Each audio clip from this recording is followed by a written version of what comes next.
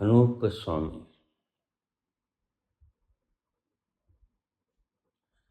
अद्वैत वेदांत के 4 महावाक्य और उनका अर्थ रहस्यात्मक पूर्ण विवेचना करके बताने का कष्ट करें।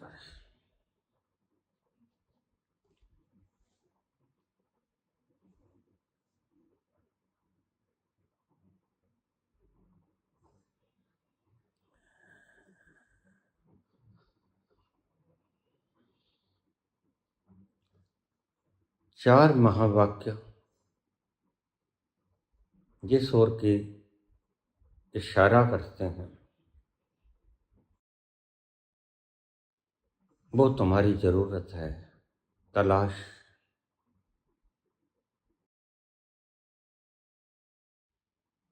बस तुम्हें ये समझ नहीं आता तलाश है किसकी। यहीं तुम भटक जाते हो, सारा भटकाव यहीं पे है। हम देखते हैं आजकल जनता के द्वारा चुने गए विधायक, कोई सियानी 5 करोड़ में बिक गई, अब पठान 10 करोड़ 20 करोड़ में बिक गए।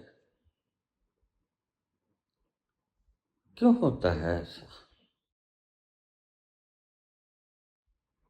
क्योंकि इनके लिए परम धन अनुपलब्ध है। अभी इन्होंने परम धन पाया नहीं। फिर संसार में जिसको धन माना जाता है वही इकट्ठा कर रहे हैं। यह अज्ञानी तो है, मूर्ख नहीं। अज्ञानी इस तरह है कि इनको ये नहीं पता एक परम धन भी होता है।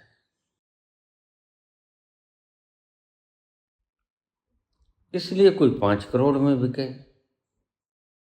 कोई 20 करोड़ में बिके।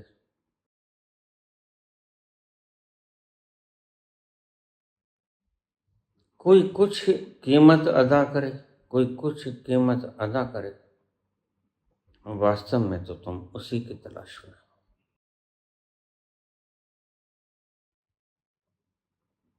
हो जिसको पीकर भाग दौड़ खत्म हो जाती है, ठहर जाता है रोआ रोआ, आनंद की बरसात शुरू हो जाती है।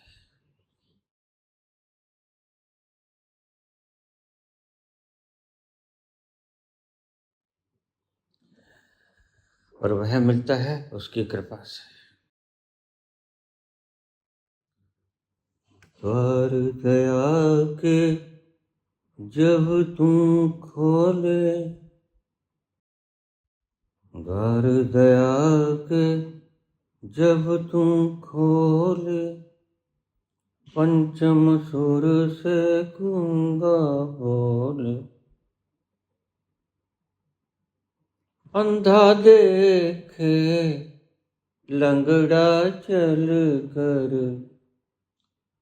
अंधा देखे लंगड़ा चल कर, पहुँचे काशी रे, दर्शन दो घनश्याम नाथ, मोरी अखियाँ प्यासी रे, मन मंदिर में जोत जला दे, घट घट वासी रे।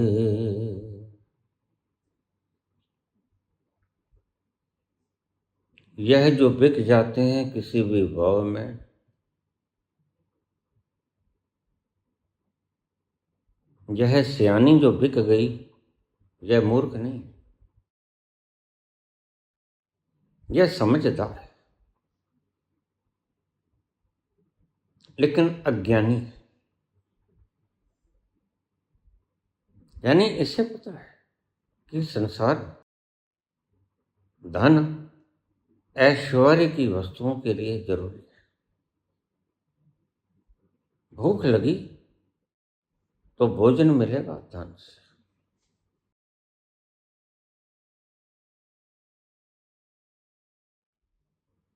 और शरीर को वस्त्र चाहिए,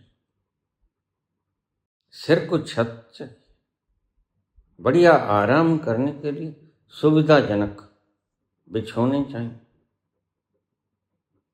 एयर कंडीशन रूम चाहिए। उनका शरीर तंग नहीं होना चाहता।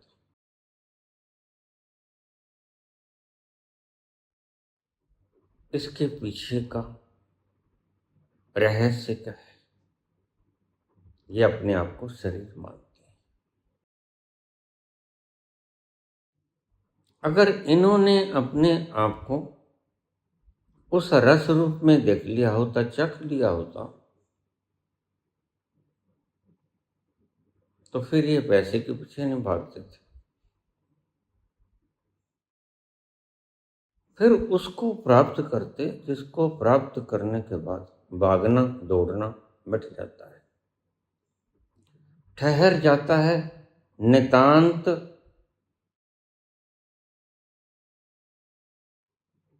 एकात्मता में। वह बस वही हो जाता है जो वास्तव में है। तो क्या हम इस वक्त जो वास्तव में है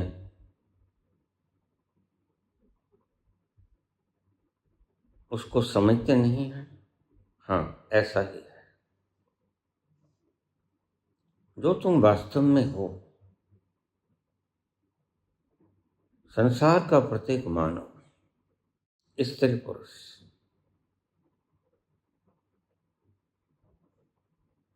वह जो है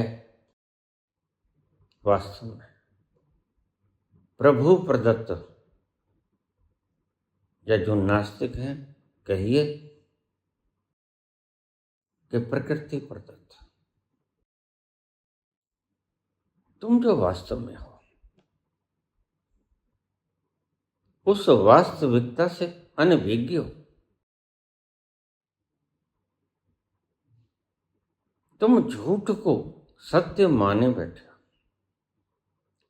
यही तुम्हारे दुख का कारण है। और ध्यान रखना, जिस दिन यह दुख मिट जाएगा उस दिन पदार्थ की वैल्यू समाप्त हो जाएगी। तुम्हारे खनखनाते सोने के सिक्के, चांदी, डॉलर, रुपया, सारे पदार्थ ये पिलपिले से आरामदायक बिछौने, यह वातानुकूलित कमरे जिससे तुम 7 स्टार कहते हो, यह बेकार हो जाएगा।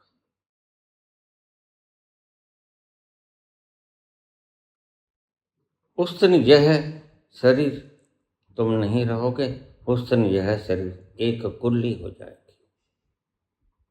इसके भीतर से आती हुई कुल्ली नी फकीर दी विचों अल्लाहुदा आवाज आवे, कुल्ली नी फकीर दी विचों अल्लाहुदा आवाज आवे, कुल्ली नी फकीर दी विचों।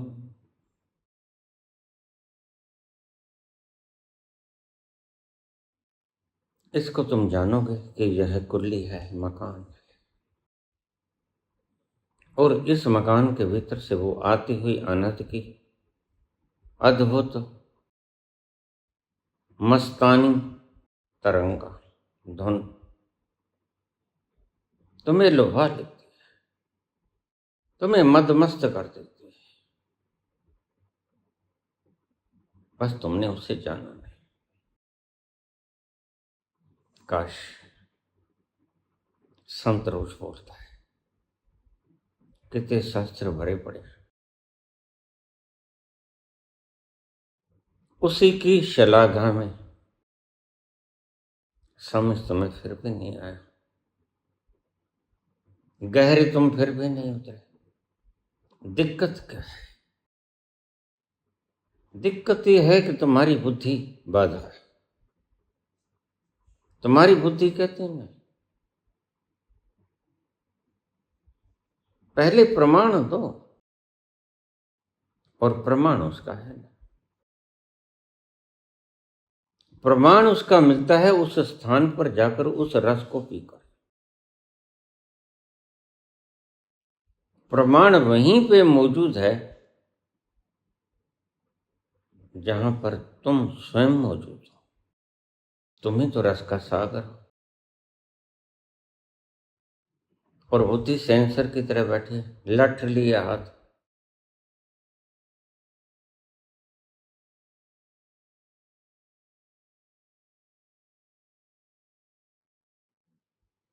बुद्धि किसी चीज को भीतर प्रवेश नहीं करने देती।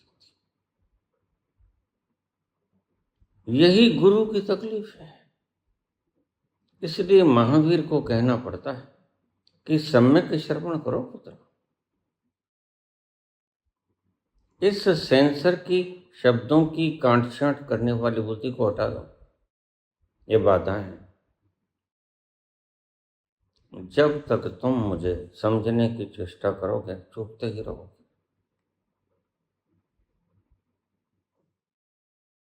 वो चाहे 10 लाख जन्म भी क्यों ना बीत जाए, परमात्मा की सृष्टि में वक्त की कोई कमी नहीं पहुंचते तो तुम अपनी मूर्खता के कारण नहीं पहुंचते, वरन आइए उन 4 महावाक्यों के जिक्र करें।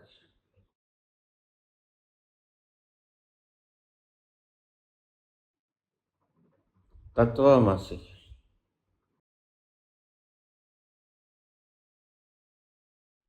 वह ब्रह्म तू ही है। जिस अमृत का रस चखने चला,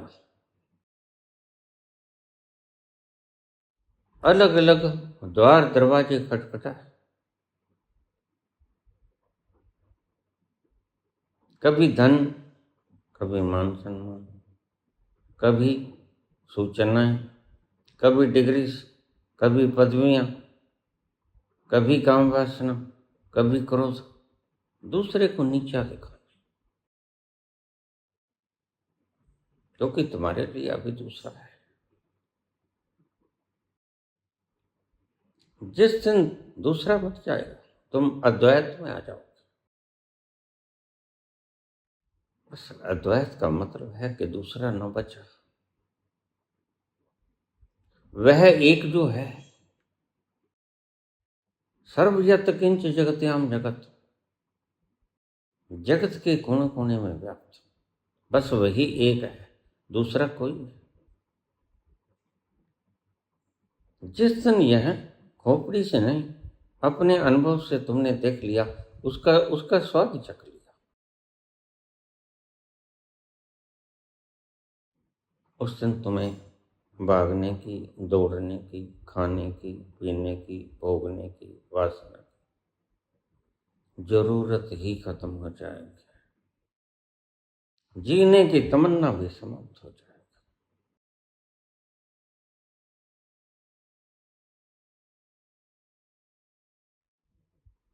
और जहां जाकर जीने की तमन्ना समाप्त हो जाए, 2 तल होते हैं। एक बुद्धि का तल है, जहां तुम्हारी अपेक्षाएं हैं इस संसार। अपेक्षा है कि मैं पढ़ लिख जाऊं, हालांकि कबीर पढ़ते लिखते नहीं। और उस रसानंद का स्वाद ऐसा उठाते हैं कि तुम्हारे पढ़े लिखे लोग उनके शब्दों का वर्णन करते हैं। पढ़ने लिखने की आवश्यकता नहीं, बस यह है काम चलाऊ भाषा भी हो सकती है।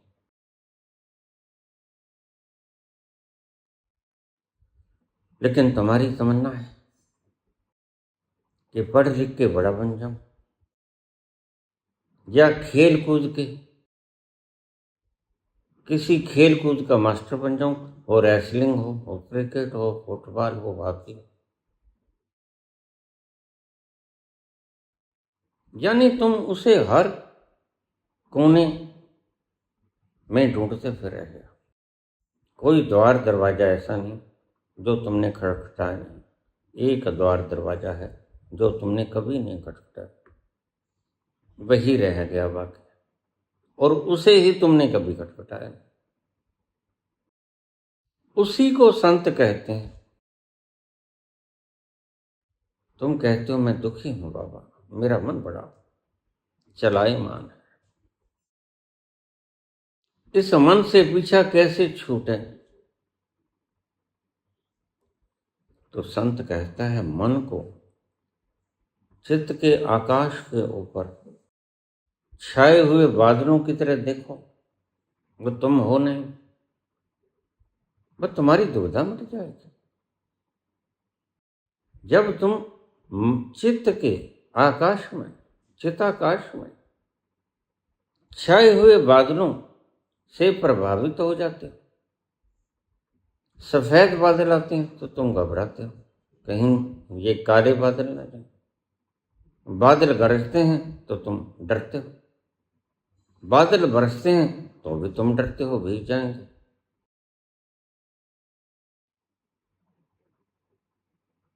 लेकिन संत कहते हैं इन बादलों को गरजने दो, बरसने दो, आने दो, जाने दो। ये बादलों का काम है, बरसे तो बरसे, गरजे तो गरजे। तुम इनकी गड़गड़ाहट से, गर्जना से भय मत खाना। तुम इनके बरसने से भीगना, वैसे भी तो तुम रोज नहाते हो, तो इस बारिश का ही आनंद उठाओ।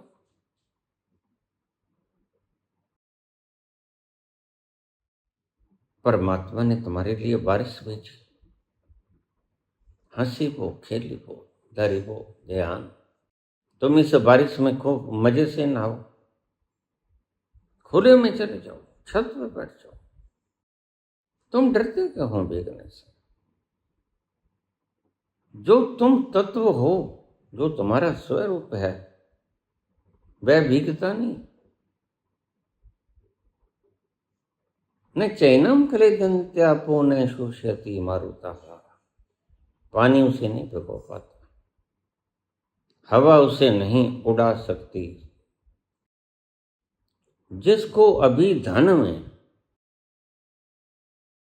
कुछ अर्थ नजर आता है, देखिए धन का नाम भी अर्थ था। जिस दिन धन का अर्थ हो जाएगा, उस दिन धन व्यर्थ हो जाएगा। अभी हुआ नहीं, अभी तो तुमने धन इकट्ठा करना है।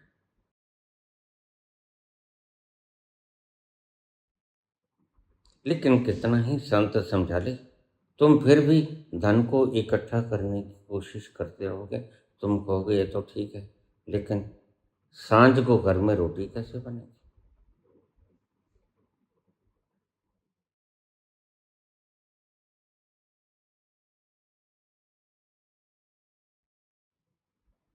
मैं तुम्हें ये तो नहीं कहता कि शरीर के पोषण के लिए रोटी ना कमाओ। और अगर इतना वैराग्य हो गया है बुद्ध जैसा, तो वह तो कपिल वस्तु को लात मार उस अज्ञात पर छोड़ देता है। मिलेगी मिलेगी नहीं, मर जाएंगे वो। फिर इतना साहस रखो। बुद्ध के पास ज्ञान है, वो तो फिर भी छोड़ देते हैं, क्योंकि प्यास बड़ी गहरी है। उस आनंद का बिछोह कंठ कीले कांटे की तरह चुभता है, गहरा, बड़ा दर्द देता है।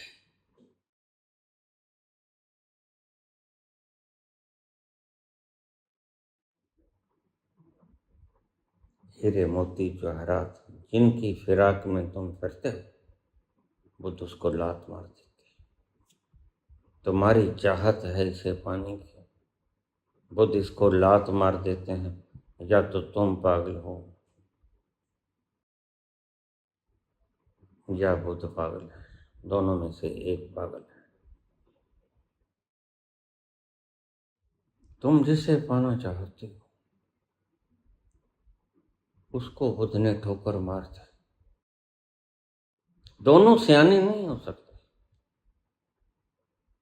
एक पागल है एक मूर्ख है। वह जो बिक गई सियानी नहीं है, वह एक तल पर मूर्ख है।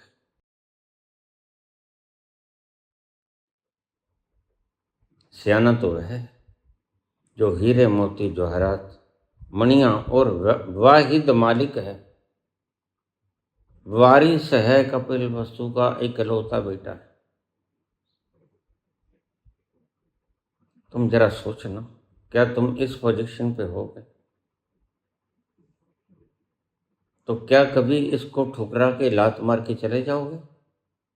नहीं, यहां बेगाने वोटों से जो मिली हुई गद्दी, उसको तुम चिपट जाते हो, उसको नहीं छोड़ पाते। अपना स्वयं का धन जो तुम्हारा है, कपिल वस्तु बुद्ध की है, उसको छोड़ पाना कितना मुश्किल होगा। और तुम उससे चिपटे रहने के लिए क्या क्या षड्यंत्र नहीं करते। कत्ल तुम करते हो, झूठ तुम बोलते हो, वायदा तुम करते हो, वायदा खिलाफी तुम करते हो, नई नई योजनाएं तुम बनाते हो कि जो मैंने पाप किए वो छुप कैसे जाए। और लोगों को तुम्हारा धंधा सब पता है।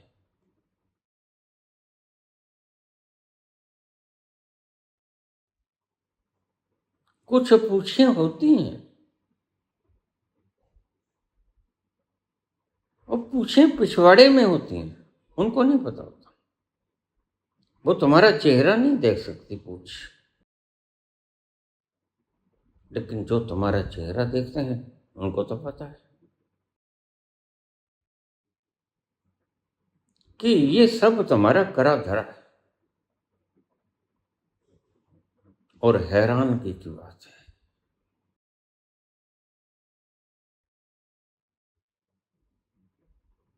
हंसी आती है मुझको हरकते इंसान पर,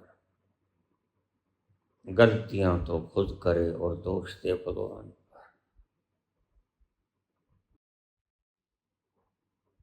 तुम्हारे पास सत्ता है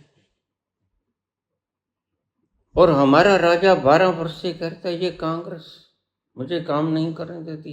मानने योग्य है ये बात। अरे भाई, किसी ने दान किया नहीं किया, अब सत्ता तुम्हारे हाथ में है। तुमने क्या किया? तुम तो कुछ करो, अन्यथा आने वाली नस्लें तुम्हें दुर्फिटे मुंह कहें। क्यों कांग्रेस के गुण गाते हो? बस गई, उसने बुरे किए थे तो लोगों ने उन्हें गद्दी से उतार दिया। लेकिन तुमने क्या किया? तुम अभी प्रोग्राम बनाते हो 47। ये क्या माजरा है?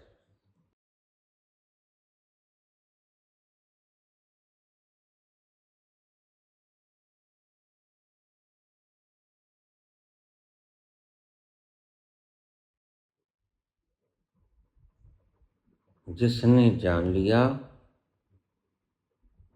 वास्तव में सत्य क्या है, वह तुम्हारी माने हुए सत्यों को छोड़ देता है।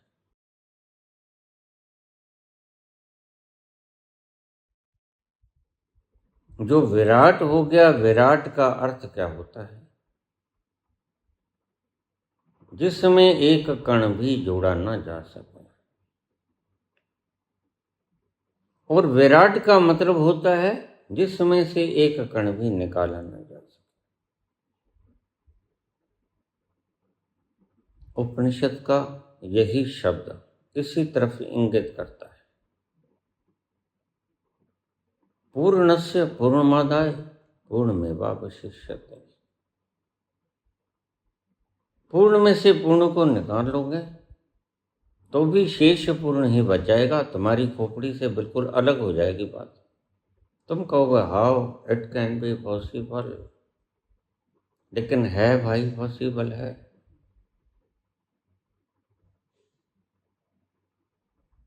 तुम उसकी सर्जना को कभी आंख खोल के देखे नहीं, तुम्हारी आंखों पर सदा ही अज्ञानता का पर्दा छाया रहता है। तुम तर्कों की भाषा को समझते हो और तर्कों की भाषा में वो आता नहीं। अब विडंबना है ये। सत्य तर्कों की भाषा में नहीं आता और तुम तर्कों की भाषा से उसे समझना चाहते हो। कैसे समझ पाओगे? वह तो पी कर समझा जाता है।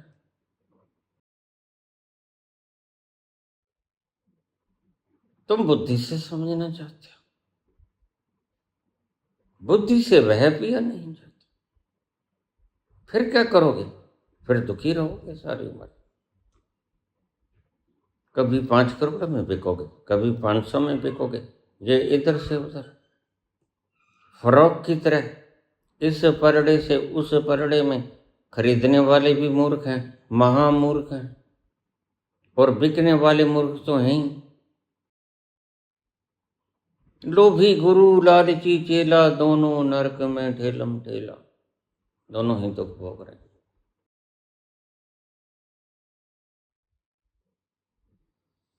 सखिया आज हमें नींद नहीं आएगी, सुना है तेरी महफिल में रत जगा है, सुना है तेरी महफिल में रत जगा है। आंखों ही आंखों में रात कट जाएगी, सुना है तेरी महफिल में रत जगा है, सुना है तेरी महफिल में रत जगा। साकिया आज हमें नींद नहीं आएगी, सुना है तेरी महफिल में रत जगा है। कभी वो विधायक ना टूट जाए, कभी वो विधायक ना आ जाए, वह उधर चला गया तो क्या होगा? तुम्हारी खुद की आकांक्षाएं हैं, अपेक्षाएं।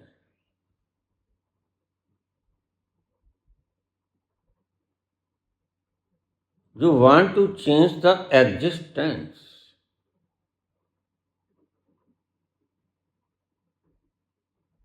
तुम उसके हुक्म को बदलना चाहते हो, और योग्यता और शक्ति तुम्हारे में इतनी भी नहीं कि पानी की एक बूंद का निर्माण कर लो। बदलने चले हो अस्तित्व को। योग्यता इतनी भी नहीं कि उसके अस्तित्व का एक हवा का कण भी बना लो। अगर बनाने योग्य होते तो कोरोना में लोग मरते क्यों? अगर मौत तुम्हारे वश में होती तो फिर इतने लोग, तुम्हारी कितनी पीढ़ियां खत्म हो गई, वो मरती क्यों? क्या तुमने इससे कोई सबक नहीं लिया कि तुम्हारे एंसेस्टर्स आज कहाँ हैं? कभी वो भी ऐसे ही गुर्राते थे जैसे तुम गुर्राते।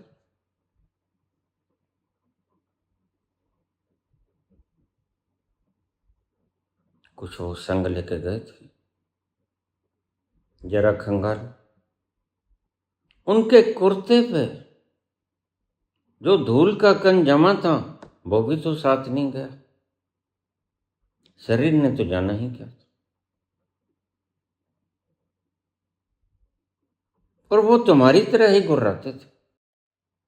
यही तो नेपोलियन ने कहा, impossible word is not found in my dictionary. मेरे शब्दकोश में असंभव शब्द है ही।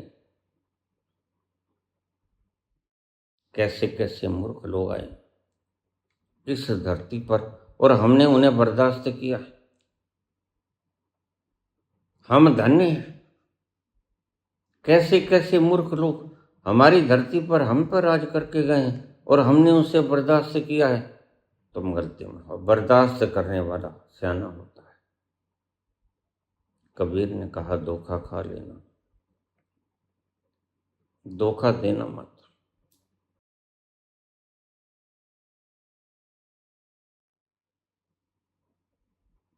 क्योंकि धोखा खा लेने से तुम्हारा कुछ नहीं बिगड़ेगा।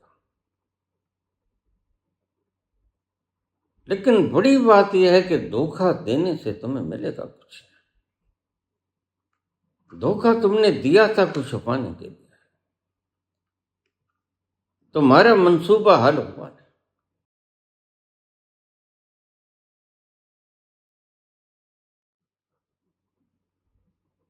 तुम दुखी हो जाओगे क्योंकि तुम्हारी अपेक्षाएं पूरी नहीं। किन्हीं अपेक्षाओं के कारण तुमने दुनिया को धोखा दिया, अपने ही देश को धोखा दिया, अपने ही परिवार को, अपने ही जनों को तुम धोखा देते हो। और आखिर में हाथ खाली रह जाते हैं, झोली झाड़ देते हो। अपेक्षाएं टूट गई तुम्हारी। तुमने कुछ पाने की नीयत से धोखा दिया था और झोली झाड़ कर चले। तुम्हारे मंसूबे पूरे नहीं हो सके तो तुम जितने दुखी पहले थे उससे ज्यादा दुखी हो जाओ। मानो वैसे ही बहुत दुखी। रोज मेरे पास लोग आते हैं जिनके पास स्वस्थ शरीर तक नहीं, वह तो चिल्लाते ही हैं। लेकिन जिनके पास सब है वो भी चिल्लाते हैं। परमात्मा ने सृजना बनाई कि देखो मेरी बनाई सृजना में, हालांकि मैंने ही बनाई है। कोई रस तुम्हें मिला, खंगालो, भोगो।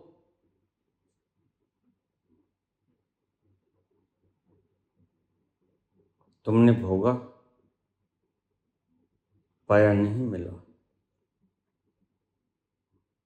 पाया जिसको आनंद समझते थे, रस समझते थे, वो क्षणिक था।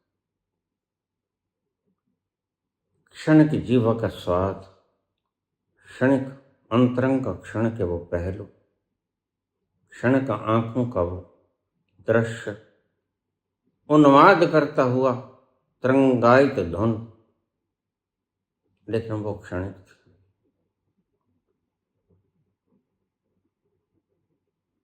परमात्मा यही चाहता है, देखो मेरी ही बनाई हुई सृष्टि में तुम्हें कोई रस मिलता है, भोगो। बिना भोगे तुम जान कैसे सकोगे। इसलिए मैं कहता हूं सब बराबर बांट दो, और कोई कारण नहीं।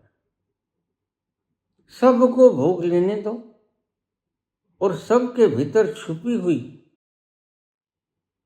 इस वहम को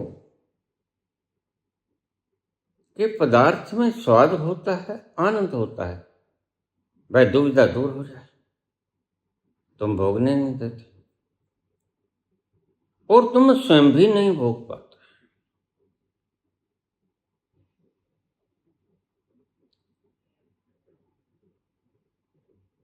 स्वामी विवेकानंद की 31 बीमारियां थीं।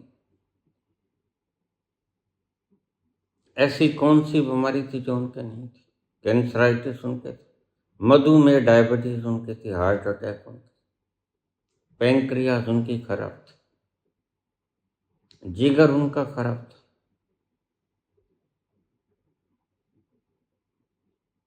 और तुम उससे पूछते हो आज तक वह दुख भोग रहा है।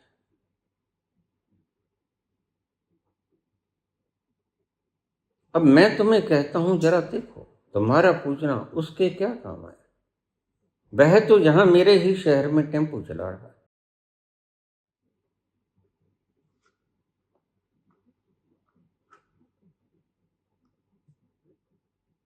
यही मैं कहता हूं कि तुम यहां नाम भी कमा लोगे, तो वह नाम का तुम्हें फायदा क्या है? आज लोग विवेकानंद को धर्म ध्वजा का प्रहरी बताते हैं, बड़े आदर से उसका नाम लेते हैं, लेकिन उस टेम्पो चलाने वाले विवेकानंद को फायदा क्या है इसमें? वह तो बेचारा वहां का वहां ही रहा। उस उसके तो घर के झगड़े ही नहीं खत्म होते। कारण कारण नीम हकीम खतरा जान।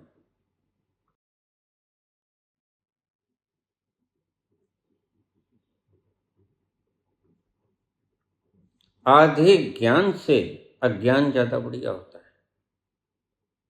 आधे अधूरे ज्ञान से तुम ठहर मत जाना, भटकोगे। विवेकानंद की तरह तुम उसका गुणगान करते हो, मैं उसको बदनसीब व्यक्ति मानता हूं। मुझे तुम रोज कह देते हो मैं कर लूंगा बर्दाश्त, ये तुम्हारी अहंकार की उद्घोषणा। मैं जानता हूं तुम्हारे भीतर यह शंका है कि वह होता नहीं। पिछले प्रवचन में मैंने बताया सबसे बड़ी बाधा वह होता नहीं। तुम मुझे इसीलिए कहते हो बाबा मेरे ऊपर फेंको, क्योंकि तुम्हें विश्वास नहीं है कि वो होता है। तुम्हें विश्वास नहीं है कि मैं तुम्हारे ऊपर शक्ति फेंक सकता हूँ। क्या तुम्हें यह भी विश्वास है कि मैं जो बोलता हूँ उससे तुम रसानंद विभोर हो जाते हो?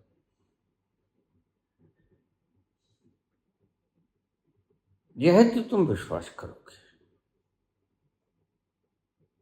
क्योंकि इसे तुमने चखा है। लेकिन उस अज्ञात को तुमने नहीं चखा तो उसका मतलब ये तो नहीं कि वह होता नहीं और मैंने चखा है।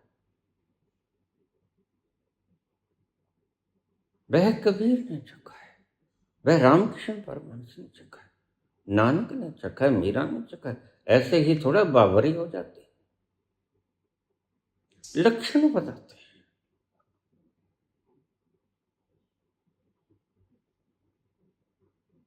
और तुम लक्षणों को देखते नहीं।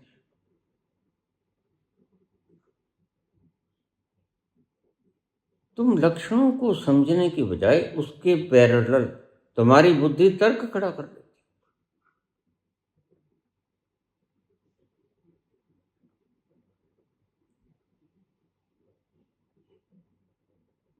यही तुम चौक जाते हो। आधे अधूरे ज्ञान से अज्ञानी ज्यादा बढ़िया है। आधा अधूरा ज्ञान तो तुम्हें इतना भटकाएगा जैसे दो तरफ से खिंचती हुई इलास्टिक। उसका दुख दर्द तुम जान नहीं पाते। उस रबड़ की इलास्टिक को कितना दुख होता होगा जब तुम उसे स्ट्रेच करते हो, फैलाते हो।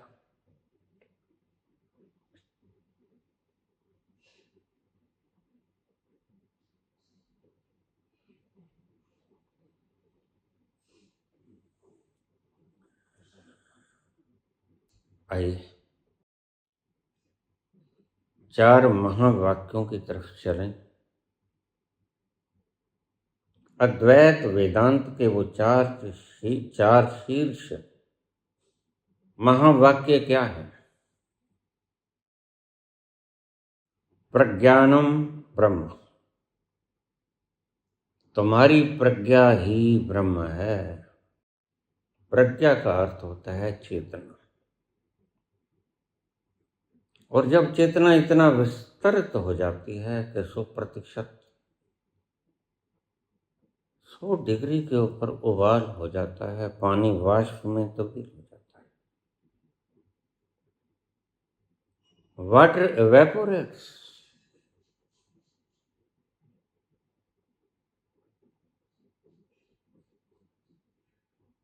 ऐसे ही जब तुम्हारी चेतना 100% प्रॉस्परस हो जाती है, फल फूल जाती है, वह ब्रह्म हो जाती है। ब्रह्म से ही ब्राह्मण शब्द मिला। चोटी बढ़ा लेने से कोई ब्राह्मण नहीं, जनेऊ धारण कर लेने से कोई ब्राह्मण नहीं। ब्राह्मण तो अगर महावीर की तरह वस्त्र त्याग भी कर दे, नागा साधुओं की तरह कुछ भी न डाले, तो यह शरीर ही उसका आवरण है।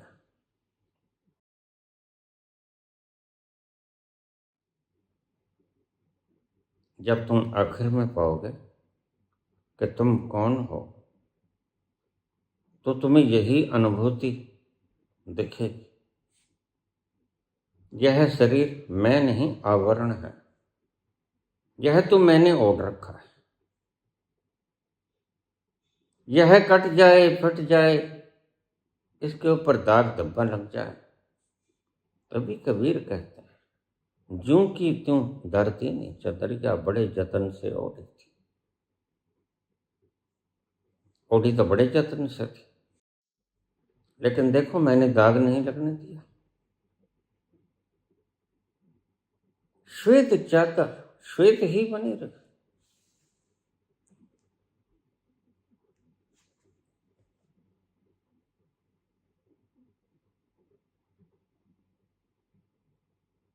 अपने शरीर का पालन करने के लिए जितना बन पड़ता है, भजन भी गुनगुनाते हैं और अपने खेस भी बुनते हैं, चादर भी बुनते हैं।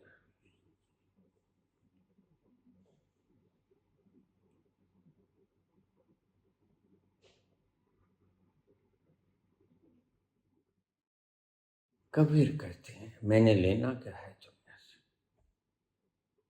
मैंने वो पा लिया जो पाकर सब पा लिया जाता है। एक साध है, सब सिद्ध है।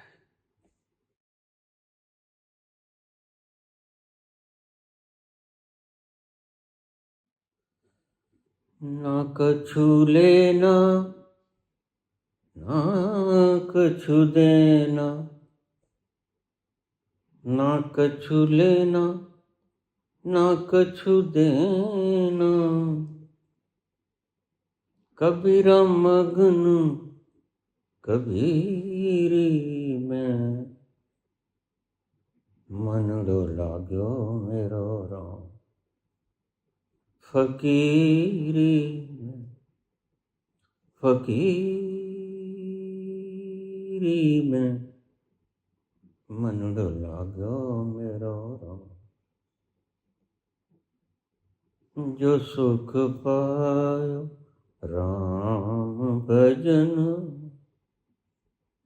जो सुख पायो राम भजन में, वो सुख नाही अमीरी में, मन डोला गयो मेरो राम फकीरी में, फकीरी में, मन डोला गयो मेरो राम। कबीर चदरिया भी बुनते हैं। उस चदरिया से जो पैसा होता है उसे शरीर का पोषण करता है। परिवार में 4 सदस्य हैं, बेटा है कमाल, बेटी है कमाली, धर्म पत्नी है लोई और स्वयं है कबीर। 4 लोगों के शरीर को निर्वहन करने का दायित्व उनका है। और इस दायित्व को कितने प्रेम से निभाते हैं, रसीले अंदाज से। वो मात्र कहते नहीं कि मैं फकीर हूं, वो फकीरी का लुत्फ उठाते हैं। और जो कहता है कि मैं फकीर हूं वह मूर्ख है, क्योंकि जिसने फकीरी का लुत्फ उठा लिया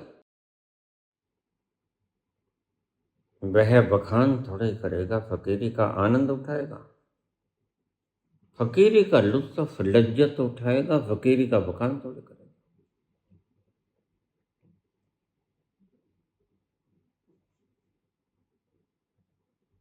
लेकिन कुछ लोगों की मजबूरियां होती हैं, लेकिन उन लोगों को शब्दों की वाचाल के कारण जनता को लोभान्वित नहीं करना चाहिए। यही उनका दोष है। काश तुम फकीर हो जाओ,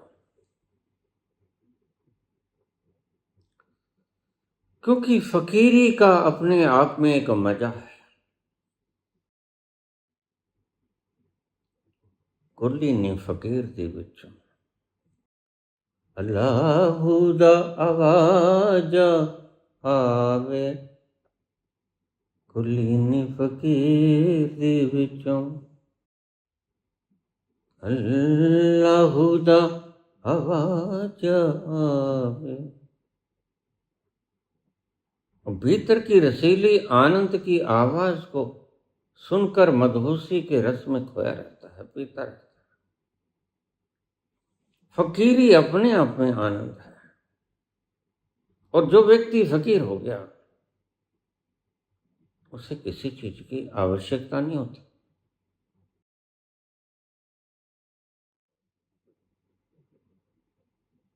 फकीर किसी प्रकार का प्रयास नहीं करता कि सारी दुनिया की जेबें काट लूं, दो एक मित्रों को दे दूं। यह फकीर का काम नहीं होता, यह लुटेरों का काम।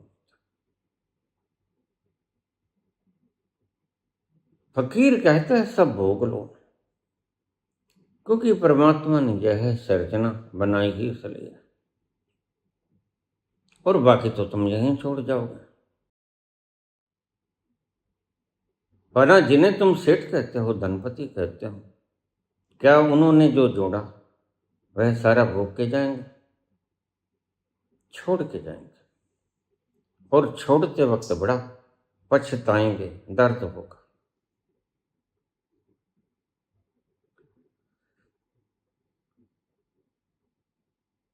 फकीरी में बड़ा रस है। क्यों? क्योंकि फकीरी में तृप्ति है,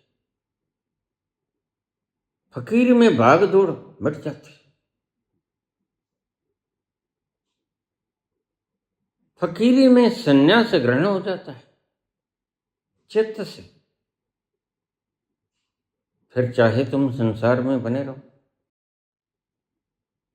कृष्ण गद्दी के ऊपर बैठे राज कर रहे हैं, लेकिन फकीर है।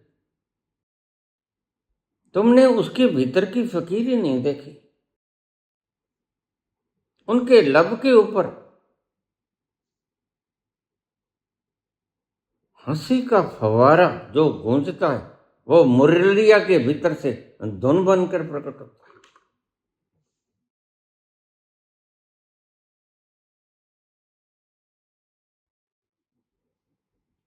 मधुवन में राधिका नाचे रे, मधुवन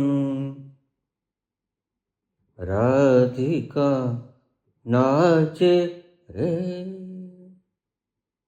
गिरधर की मुरलिया बजे, गिरधर की मुरलिया बाजे, मधुवन में राधिका नाचे रे।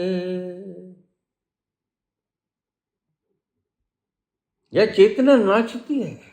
प्रज्ञा नाम ब्रह्म जब परिपूर्ण हो जाती है, चेतना नाचती है। इसलिए बाबा गाते हैं ओवरफ्लो हो जाती है जब गगरिया, तो छलका करती है और उसका प्रगटीकरण होता है। बुद्ध ओवरफ्लो नहीं हुए। मैंने कहा बुद्ध चूक गए, अभी एक रास्ता था। बुद्ध अगर ओवरफ्लो हो जाते तो उनकी गगरिया से रस छलकता। शिथिर तो हो गए मूर्तिवत, आनंद में तो है वो, लेकिन छलक नहीं रहे। कृष्ण छलकते, मीरा छलकती है। इसे एक लक्षण की तरह ले लेना। नानक छलकते हैं।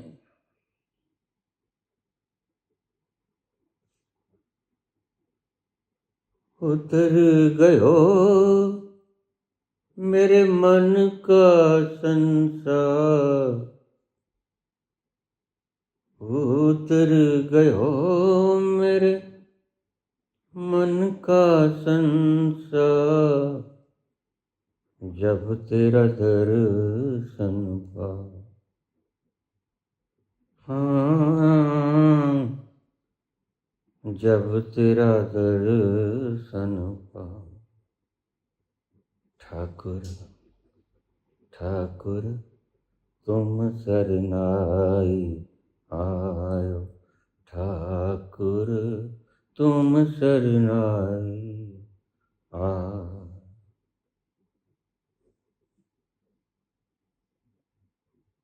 ओवरफ्लो होती हुई गगरिया छलकती है और किसी न किसी रूप से प्रगटीकरण होता है। बुद्ध ऐसा नहीं कर पाएंगे। बुद्ध शिलावत बैठे रहेंगे, प्रकट न हो पाएंगे, मीरा की तरह नाचेंगे नहीं, चैतन्य की तरह नाचेंगे नहीं, कतारा नहीं बजाएंगे, कबीर की तरह सुरती में भजन नहीं गाएंगे।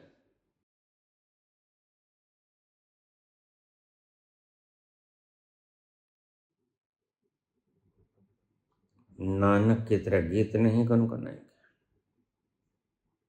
कृष्ण की तरह बंसरी होंठ पे नहीं रख लेंगे।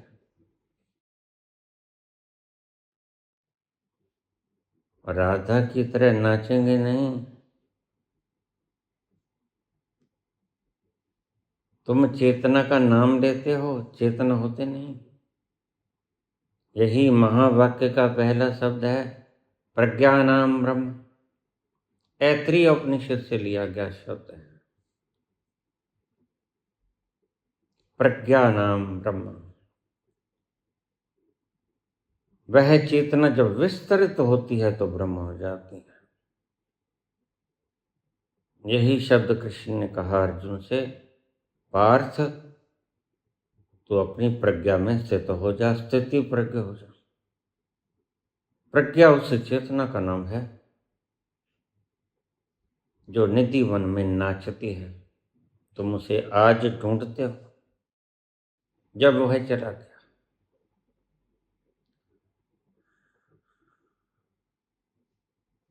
गिरधर की मुरलिया बाजे,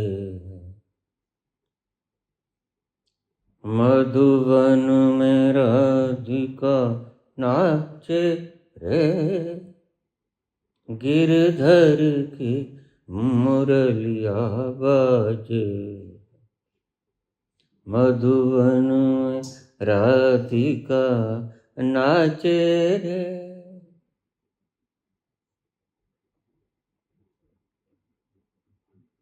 प्रज्ञानम ब्रह्म। चेतना जब परिपूर्ण हो जाती है, प्रज्ञा चेतना को कहते हैं, ब्रह्म वह विस्तरित हो जाती है, विराट हो जाती है। और यही तुम्हारा लक्ष्य है। जो आचार्य कहते हैं तुम्हारा कोई लक्ष्य नहीं, यहां आकर तुम कह सकते हो कि तुम्हारा अब कोई लक्ष्य नहीं, क्योंकि तुम परिपूर्ण हो गए।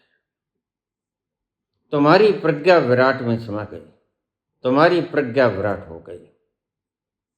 तुम्हारी चेतना विराट को छू गई, तुम्हारी चेतना विराट में खो गई, तुम्हारी बूंद सागर हो गई। उस वक्त तुम कह सकते हो अब कुछ नहीं करना, कोई लक्ष्य नहीं, बस यही तो लक्ष्य था, बूंद का समुद्र में समा जाना। लक्ष्य परिपूर्ण हुआ, अब कोई लक्ष्य नहीं। लेकिन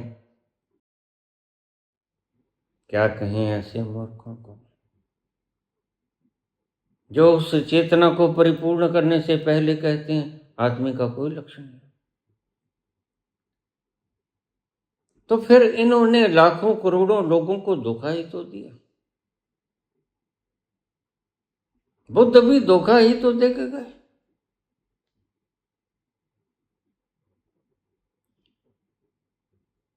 हालांकि बुद्ध की स्वयं की अवस्था जहां तुम्हें ले जाती है वहां तुम्हारा मन ऊहा-पोह नहीं करता, शीतल हो जाता है। लेकिन राहतें और भी हैं। वसल की राहत के सिवा, वसल तो आ गया इनमें, प्रेम तो आ गया इनमें,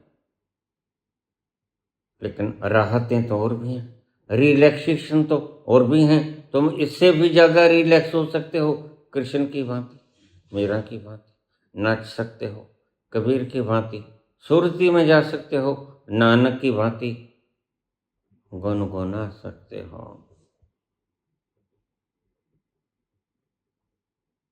इसलिए मैं कहता हूं नीम हकीम खतराए जान, तुम करोड़ों लोगों की प्रज्ञा को समाप्त कर दो। वो बेचारे, अगर उन्हें अनुभव भी होता तो तुम्हें सुनते क्यों? तुम्हें सुनना ही इसलिए शुरू किया था कि उनको आनंद चाहिए, उनको चेतना का वो परम शिखर चाहिए। और तुमने तो कह दिया होता ही नहीं। फिर तुम में और मार्कस में क्या फर्क है प्रशांत आचार्य जी? गौर से देखोगे तो कोई फर्क नहीं, बल्कि हूबहू शब्दों की नकल है। मार्कस कहते हैं परमात्मा ने, और तर्क बड़ा भोना है, मैं क्यों मानूं जो मुझे भोजन नहीं देता।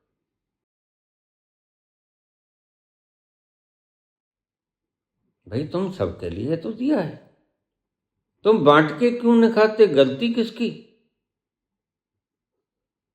अगर कुछ लोगों ने अपनी तिजोरियां भर दी तो उनके गले क्यों नहीं काट देते? ये तुम्हारे में हिम्मत नहीं है, कृष्ण में हिम्मत है। कृष्ण दुष्कर्मियों का गला काट देते हैं, उन्हें मार देते हैं।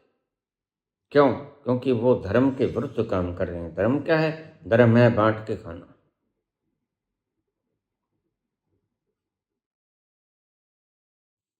और वो बांट के खाते नहीं। दूसरे के लिए जो जीवनदायी अन्न था वह स्वयं के गोदामों में हड़प लेते हैं, चर्चिल बनकर। और वेस्ट बंगाल में लाखों लोग भूखमरी का शिकार हो जाते हैं, मर जाते हैं। यही तो माओ ने किया। इस धरती का बड़े से बड़ा अपराधी माओ 8 करोड़ लोगों की जान ले गया, वो भूखमरी से ले गया।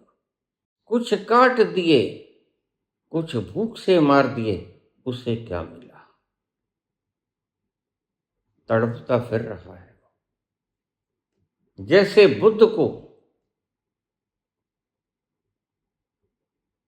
प्रज्ञा के कारण वह चेतन तो हुआ, अपनी चेतना को तो छुआ उसने। ये 2 शब्द है, ध्यान रखना। प्रज्ञानम ये अलग है, ब्रह्म अलग। वह प्रज्ञानम में तो उतरे, वह चेतन तो हुए। उन्होंने अज्ञानता तो खोई, खुद को तो जाना, लेकिन ब्रह्म नहीं हुए, विराट नहीं हुए। यही कमी रहेगी बुद्ध में।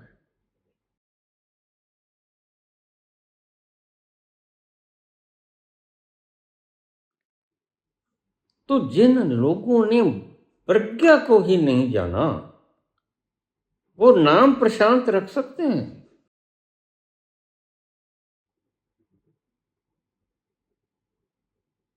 अपनी क्वालिफिकेशन आचार्य दे सकते हैं और अपनी पट्टिका लगा सकते हैं, लेकिन वह लानत डालने के योग्य हैं। तुम यह दुष्कर्म क्यों कर रहे हो बिना पहुंचे? तुम पर उम्मीदें हैं लोगों की, इन 5 नाम वालों से तो उम्मीदें हैं नहीं। सभी जानते हैं नामों में क्या होता है, और होता भी नहीं किसी से। यही तो प्रश्न पाओगे तुम, सभी के यही प्रश्न होते हैं, बाबा भजन नहीं होता। भजन कोई करने वाली चीज है, भजन तो जानने वाली चीज है।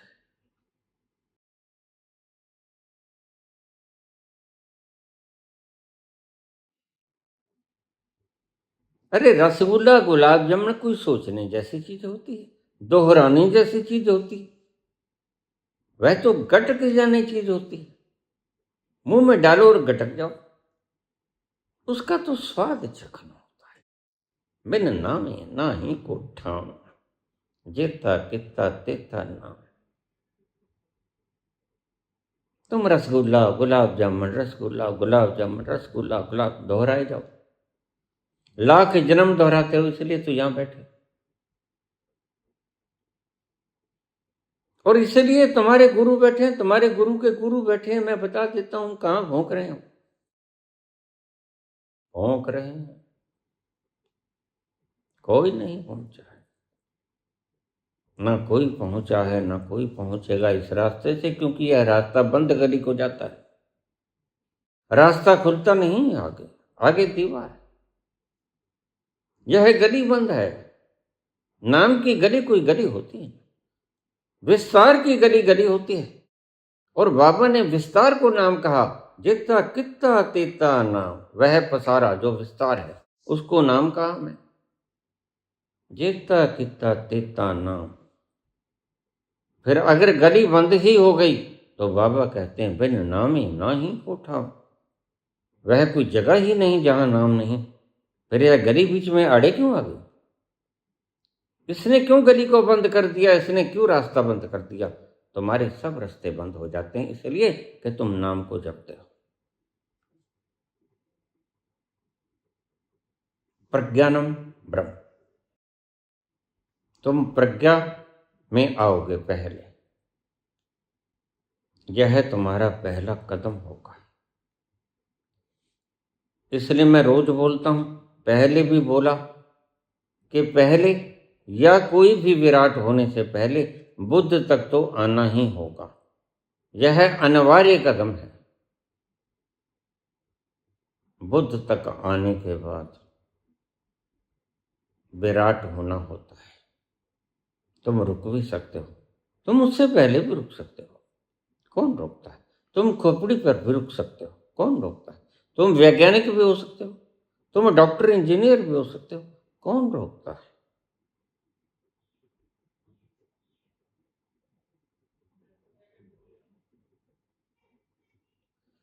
आह को चाहिए एक उम्र असर होने तक।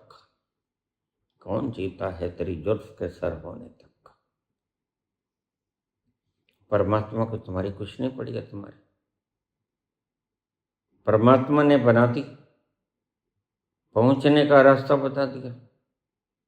तुमने उस आनंद के सरोवर में डुबकी लगानी है, लगा लो। अब काम तुम्हारा है, उसका काम खत्म हुआ। नहीं पहुंचना है तो मत पहुंचो। वक्त इतना है, कभी खत्म नहीं होगा। ये तुम्हारी मौज है, इसलिए वह तुम्हें तुम्हारी स्वतंत्रता में छोड़ देता है और तुम्हारी स्वतंत्रता का आनंद नहीं करता। तुम किसी के छुरा घोंप देते हो, बहने रोक।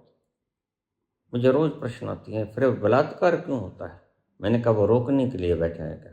तुम्हारे बाप को बोला कि तुम्हारी कत्लो गारत को, तुम्हारे बलात्कार को, सलात्कार को वो रोकता रहे, और तुम्हारा गोला है बाप का? नहीं, वह नहीं रोकेगा। वह आनंद है। अरे रोक तो मैं भी नहीं पता। बाहर कौन गया कौन आया पता नहीं, और वह कितना मस्ती के आलम में झूमता हुआ विराट, वह तुम्हारी फिक्र करेगा? नहीं, उसे फिक्र नाम की कोई चीज नहीं होती। फिक्र तो इंसान को होता है। चिंता चिता द्योर मध्य चिंता एव करियसी, चिता दहती निर्जीव चिंता दहती जीवता। चिंता मनुष्य को होती है, चिंता अल्प को होती। विराट को कभी चिंता हुआ करती? विराट को तो आनंद का रस होता है, और आनंद का रस इता जब मैं आनंद से बाहर निकल नहीं पाता तो उसका क्या हाल होगा?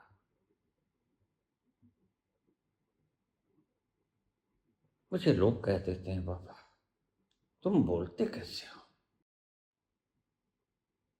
हमने तो भांग का एक गोला खाया, हमसे बोला नहीं क्या?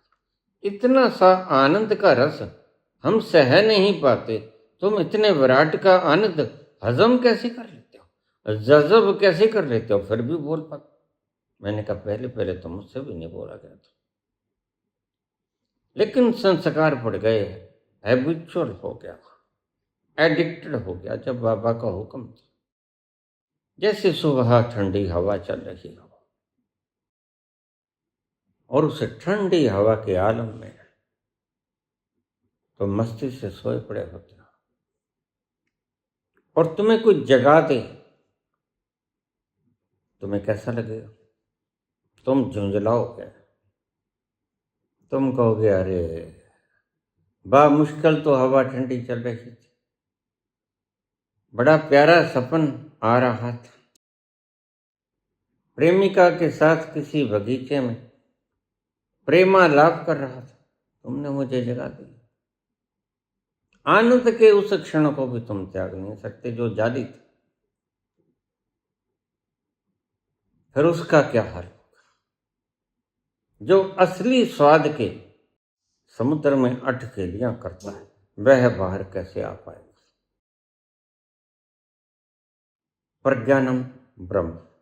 वीडियो बहुत लंबा हो गया है।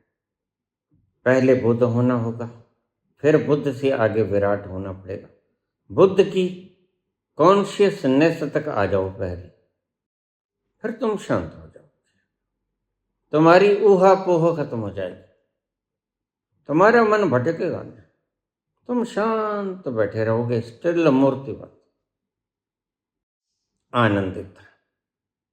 लेकिन आनंद तुम्हारा 100% पूर्ण नहीं होगा, विराट नहीं होगा। जाने के प्रज्ञा तो है, लेकिन प्रज्ञा विराट रूप में नहीं है। प्रज्ञानम ब्रह्म, ऐतरेय उपनिषद का यह पहला महावाक्य। अब 3 और रह गए।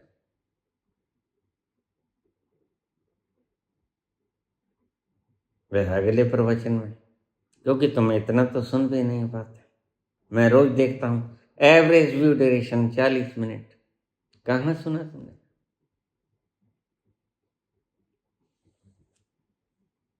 वीडियो को पूरा सुना करो। बहुत से लोगों ने मूवी देखना बंद कर दिया, कहते बाबा आपने हमारा 1000 रुपया बचा दिया। और मुशक्कत अलग, और जो भोंडे भोंडे दृश्य आते हैं देखते हैं, उसकी जो छाया पड़ती है, उससे संस्कार जो बनते हैं बुरे बुरे, वो अलग। आपके प्रवचन से पूरी मूवी का लुत्फ आ जाता है। इसमें सब कुछ होता है, मिश्रण है, हंसी के फवारे भी है, सच का ज्ञान भी है,